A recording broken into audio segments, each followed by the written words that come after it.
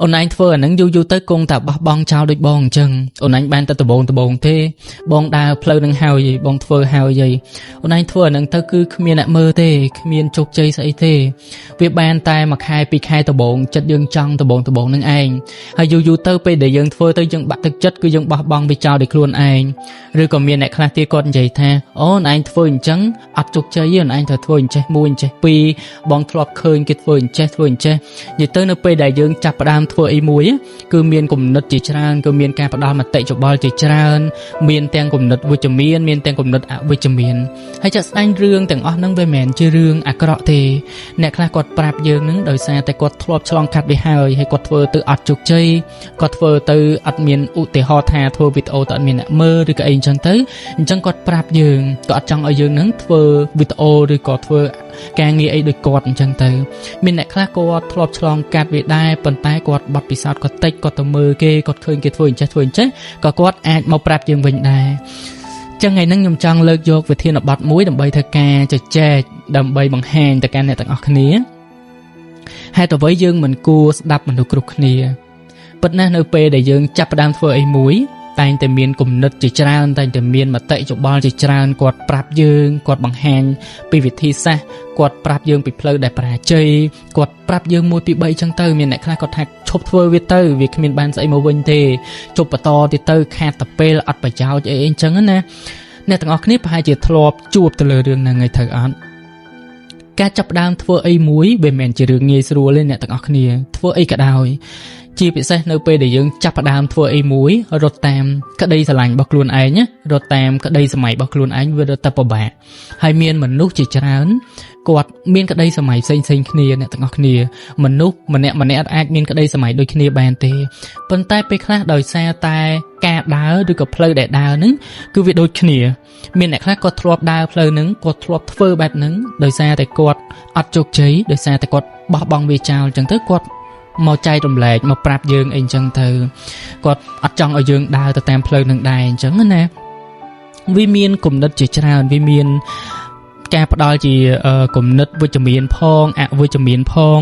ឬក៏មានការផ្ដល់ជាមតិយោបល់អីផ្សេងគ្នាទៅតាមបទពិសោធន៍ដែលគាត់ធ្លាប់ជួបជាក់ស្ដែងឧទាហរណ៍ថាយើងចាប់ផ្ដើមធ្វើវីដេអូ content មានអ្នកខ្លះគាត់និយាយថាវាពិបាកពេកអូនឯងធ្វើទៅក៏អត់ជោគជ័យដែរគ្មានអ្នកមើលទេបានតែដបងទេមានអ្នកខ្លះគាត់និយាយថាអូនឯងត្រូវចាំសិនអត់ទាន់ដល់ពេលធ្វើទេអូនឯងត្រូវរងចាំពេលណាមួយឬក៏ពេលនេះ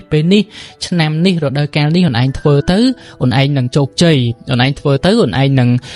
ទទួលបានការទស្សនាច្រើនអ្នកមើលច្រើនឬក៏អីចឹងទៅមានអ្នកខ្លះគាត់ថាអូនឯងអាចធ្វើវាបានទេអូនឯងអត់ស័ក្តិសមជាមួយនឹងការងារមួយនឹងទេអូនឯងអត់ស័ក្តិសមធ្វើជា content creator ឬក៏អីទេអញ្ចឹងណាមានមនុស្សជាច្រើនដែលគាត់ឲ្យគំនិតឲ្យមតិយោបល់បែបហ្នឹងប៉ុន្តែបើសិនជាយើងសួរខ្លួនឯងវិញឧទាហរណ៍ថា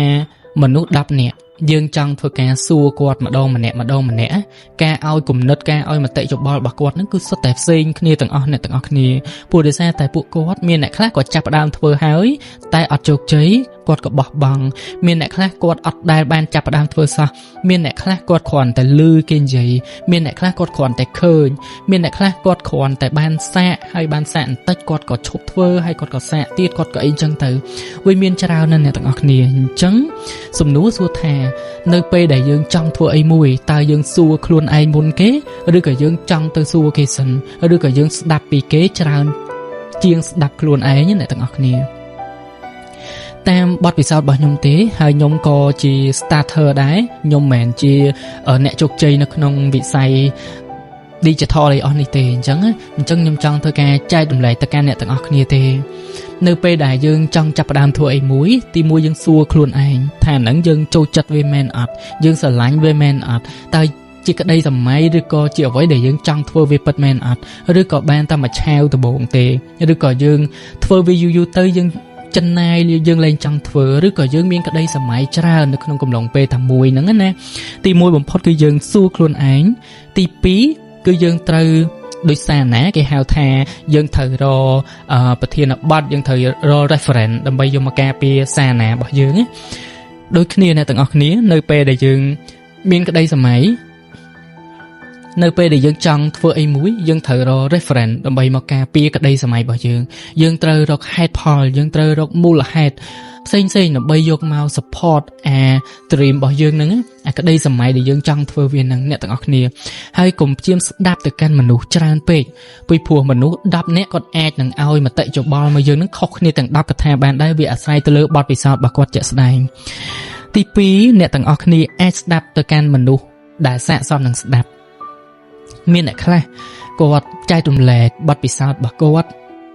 ឧទាហរណ៍ថាគាត់ឃើញយើងធ្វើអីមួយចឹងទៅគាត់ចែករំលែកបទពិសោធន៍ដែលធ្វើឲ្យគាត់បោះបង់ចោលគាត់ចែករំលែកពីអ្វីដែលវាដាស់ស្មារតីរបស់យើងអ្នកទាំងអស់គ្នាមានមនុស្សមួយចំនួនគាត់អត់ជោគជ័យទេមានមនុស្សមួយចំនួនគាត់ក៏បោះបង់ចោលដែរប៉ុន្តែការចែករំលែកបទពិសោធន៍ការចែករំលែកអ្វីដែលគាត់ធ្លាប់ធ្វើហ្នឹងវាហាក់បីដូចជាលើកទឹកចិត្តយើងអ្នកទាំងអស់គ្នាវាហាក់បីដូចជាផ្លូវដែលឲ្យយើងដើរទៅមុខដោយមានការរៀបចំមួយចំនួនចឹងទៅប៉ុន្តែមានមនុស្សមួយចំនួនទៀតគឺអត់ទេដោយសារតែគាត់ចាប់ផ្ដើមធ្វើវាហើយគាត់អត់ទទួលបានជោគជ័យគាត់អត់ចង់ឲ្យយើងធ្វើអាហ្នឹងទេគាត់អត់ចង់ឲ្យយើងដើរផ្លូវនឹងដែរទេអញ្ចឹងណាព្រោះដោយសារគាត់ពីព្រោះដោយសារពេលខ្លះអាចគាត់គិតថាយើងនឹងក៏មិនលើសគាត់ដែរអញ្ចឹងទៅអ្នកទាំងអស់គ្នាអ្នកទាំងអស់គ្នាត្រូវតែជឿជាក់លើខ្លួនឯងជឿជាក់ទី1ថាយើងធ្វើវាបានហើយចាប់ផ្ដើមធ្វើវាអ្នកទាំងអស់គ្នាកុំរងចាំ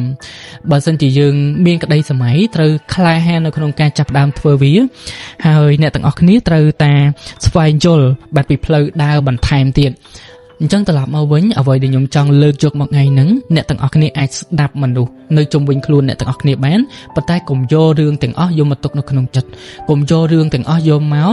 បានន័យថាបំបាក់សេចក្តីសម័យរបស់ខ្លួនឯងឬក៏យករឿងដែលគេនិយាយរកអីដែលគេនិយាយហ្នឹងមកដើម្បីយកមកបង្អាក់ដំណើរខ្លួនឯងដើម្បីកុំឲ្យដើរទៅមុខទៀតបានណាអ្នកទាំងអស់គ្នាអញ្ចឹងបើអ្នកទាំងអស់គ្នាមានក្តីសម័យទី1ការពារក្តីសម័យរបស់ខ្លួនឯងទី2ស្ដាប់មនុស្សដែលអ្នកទាំងអស់គ្នាគួរស្ដាប់ទី3ជឿជាក់លើខ្លួនឯងហើយទី4ស្វែងរកផ្លូវដើរឲ្យបានត្រឹមត្រូវអ្នកទាំងអស់គ្នាការដើរតាមក្តីសម័យវាមិនមែនបានន័យថាយើងដើរមួយថ្ងៃពីរថ្ងៃយើងធ្វើ